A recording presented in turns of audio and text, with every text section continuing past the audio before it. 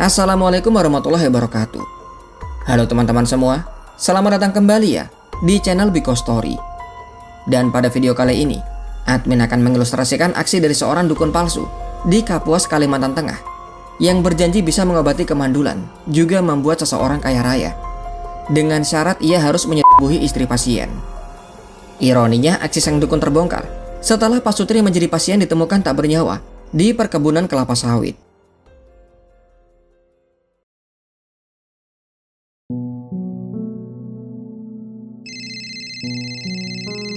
Telepon berdering di kantor kepolisian Resor Kapuas. Seorang polisi yang berjaga lantas mengangkatnya dan mendapatkan informasi. Warga menemukan mayat tak dikenal tergeletak di parit dekat Jalan Teras Palangkaraya Bunto, Kecamatan Timpah, Kabupaten Kapuas. Atas laporan tersebut, tim kepolisian akhirnya ke lokasi untuk mengecek kebenarannya. Ternyata benar, mayat dengan jenis kelamin laki-laki ditemukan sangat dekat dengan jalan. Mungkin karena itulah warga menemukannya. Meski di dalam parit, bau yang menyengat tentu bisa tercium oleh mereka yang melintas. Tak diketahui identitasnya. Polisi akhirnya menamai dengan nama Mr. X sambil menunggu perkembangan. Mungkin saja ada keluarga yang melapor. Kala itu adalah tanggal 10 September 2023. Namun yang mengejutkan, hanya berselang 2 hari kemudian, kembali warga melapor ke polisi. Mereka menemukan satu tubuh lagi yang disembunyikan di balik semak-semak di rawa-rawa belakang perkebunan sawit. Kali ini nampaknya yang mereka temukan adalah perempuan. Setelah polisi sampai di lokasi, mereka harus berjalan kurang lebih 500 meter ke dalam rawa-rawa. Jarak temuan pertama dengan temuan kali ini kurang lebih 1 km.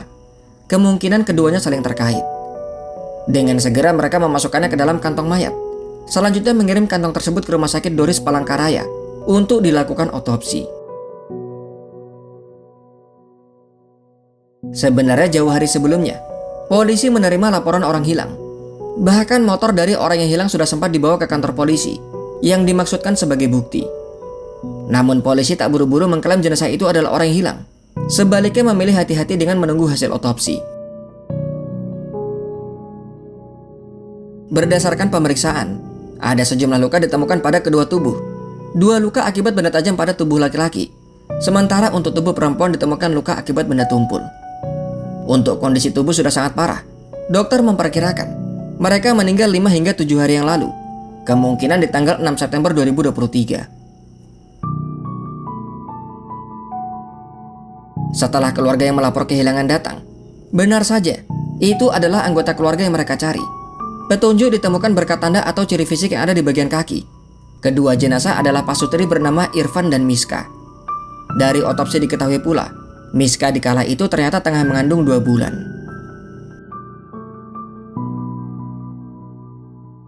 Dari kesaksian keluarga terutama sang ayah, polisi mengantongi satu nama yang paling dicurigai, yaitu Sriwanto Andi Ragil Saputra, pria berusia 43 tahun. Rianto, ayah dari Miska, menyebut Sriwanto adalah dukun pengobatan yang di kala itu tengah mengobati anaknya. Namun di kalangan warga, sebagian mengenal Sriwanto hanya orang biasa. Sriwanto dikatakan merupakan pekerja kebun dan bangunan. Kadang juga diperkerjakan untuk menggarap lahan orang. Setelah ditelusuri, rumah Sriwanto ada di Dusun Mareh, Desa Lawangkajeng, Kecamatan Timpah, Kalimantan Tengah. Namun di kala itu Riswanto tak ada di rumah. Ia tidur di barak saudaranya yang ada di Kecamatan Jekanjaya, Kota Palangkaraya. Penggerebekan dilakukan di malam hari.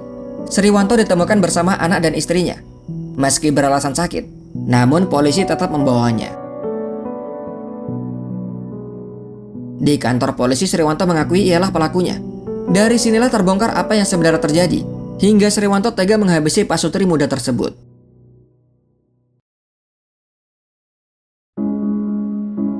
Semua bermula dari keresahan Irfan dan Miska. Pasangan muda tersebut sudah 3 tahun menikah, namun masih belum juga dikaruniai anak. Sudah mencoba berbagai cara namun hasilnya nihil. Dari sinilah muncul niat mereka untuk mencari orang pintar. Yang dimaksud tentunya adalah dukun atau semacamnya. Keresahan mereka rupanya diketahui oleh ayah Miska. Sang ayah bernama Rianto sebenarnya juga sudah sangat ingin memiliki cucu. Apalagi jika Miska mengandung, maka yang dikandung adalah cucu pertamanya. Disitulah Rianto menawarkan dukun yang ia kenal, yang dikatakan merupakan dukun pengobatan alternatif bisa menyembuhkan apa saja penyakit yang diderita oleh pasien.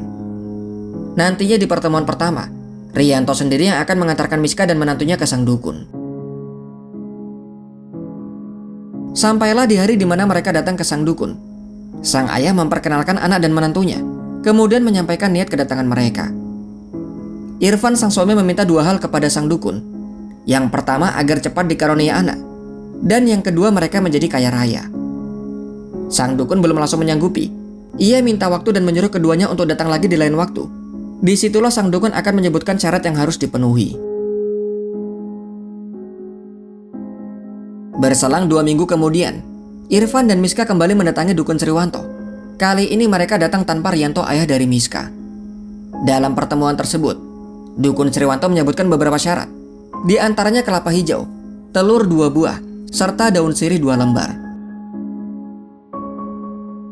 Yang membuat terkejut, ketika semua permintaan itu sudah dipenuhi di pertemuan selanjutnya, dukun Sriwanto menyebutkan satu syarat lagi ketika mereka bertemu.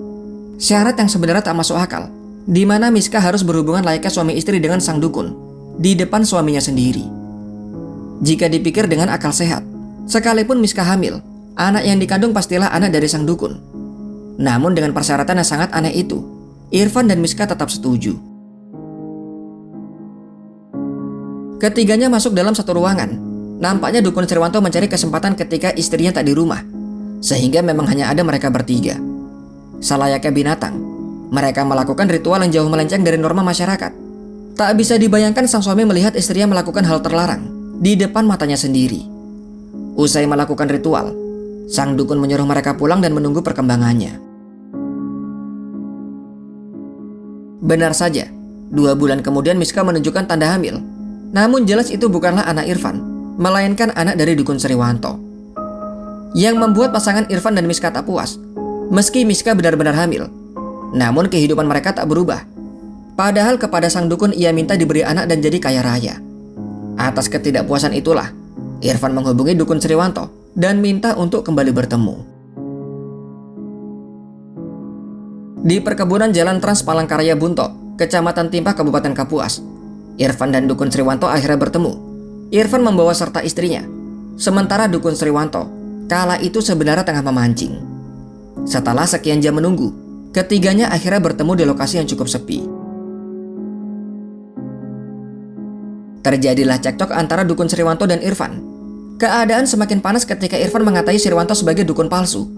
Sriwanto kalah dan tak bisa menerima perkataan tersebut. Percekcokan mengarah kepada perkelahian.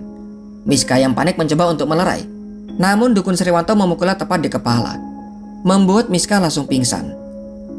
Sementara Irfan yang lengah karena akan menolong istrinya, ikut dipukul oleh Sriwanto hingga terjatuh. Dalam keadaan tak siap, Sriwanto mencabut mandau dan mengayunkan ke arah Irfan. Irfan akhirnya meninggal di lokasi kejadian. Tubuh Irfan kemudian disembunyikan di antara semak-semak. Sementara untuk Miska, Sriwanto membopongnya hingga sejauh 1 km ke dalam hutan. Dalam beberapa sumber disebut, Sriwanto kemudian memperkosa Miska. Namun di saat itu Miska terbangun, mencoba untuk kabur sambil mengatakan ia akan melapor. Panik dengan hal itu, Sriwanto mengambil kayu dan memukul kepala bagian belakang. Pukulan telak itu membuat Miska meregang nyawa. Tubuh Miska lantas disembunyikan di dalam rawa-rawa dan ditutupi dengan semak-semak. Dalam beberapa hari berikutnya, keluarga mencari Irfan dan Miska dibantu oleh para warga. Kepala dusun bernama Awan Sorogono mengatakan, yang pertama ditemukan adalah motornya. Motor itu lantas dibawa ke kantor polisi, dan sang ayah melaporkan kehilangan 2 anggota keluarga. Meski beberapa hari berikutnya pencarian tetap dilakukan, namun warga dan keluarga masih belum bisa menemukan.